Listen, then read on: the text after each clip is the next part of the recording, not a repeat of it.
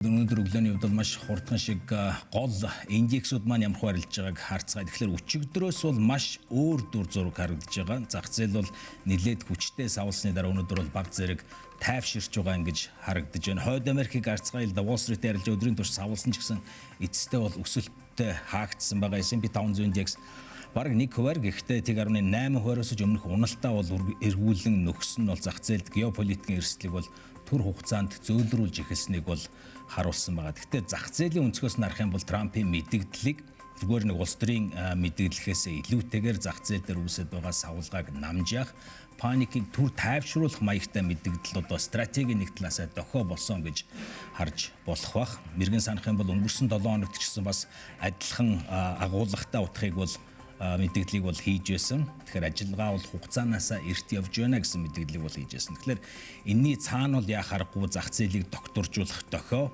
улс төрийн мессеж буюу одоо 11 сард болох сонгуулийн өмнө инфляцийг нэлээд дарж авах ийм шахалт бол байгаа. Тэгэхээр энэ хүн мэдээлэл нь энгийнээр хэлэх юм бол нэг талаасаа цэргийн мэдээ гэхээс илүүтэйгээр зах зээл эдийн засаг нефтийн үнийг ялангуяа сэтгэл зүйг удирдах ийм мессеж гэж харвал хамгийн тохиромжтой байна. Азийн хувьд бол яхахгүй хөдөлгөөн шууд нөлөөлж байгаа.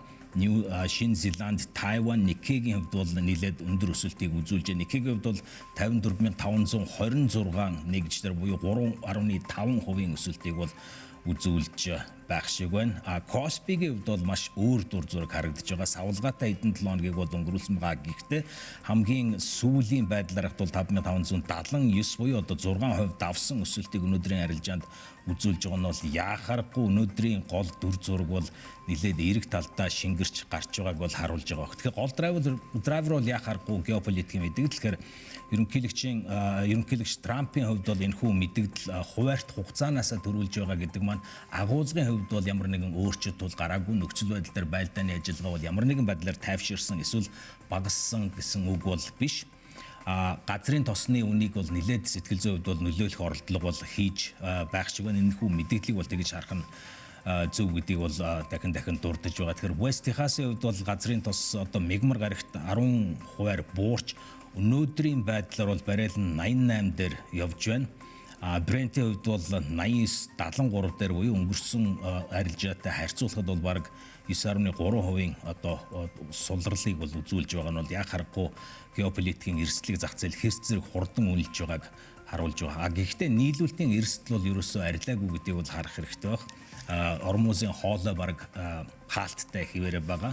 Гол үйлдвэрлэгчид болох Сауди Араб, Катарын хувьд бол олборлолтоо хязгаарлаж эхэлсэн. Энэ бол яхааргүй нийлүүлэлтийн талдаа бол дарамт үүсгэж байгаа гэсэн. Харин кросс-асет хөдөлгөөн бол болгоомжлоос бүрэн арилгаагүй харуулж байгаа. Спот алтны хувьд бол 1.2% өсөж унц нь 5149 төрсөн байгаа бол биткойны хувьд бол 1.6% буурч 68590 төвшөнд арилжаа гэж байна гэсэн. Өөрөлдөн бол зах зээл одоогоор бүрэн риск он орчинд буцаж орсонгүй, эрсдлийг бол дахин үнэлсээр байна гэдэг гэсэн.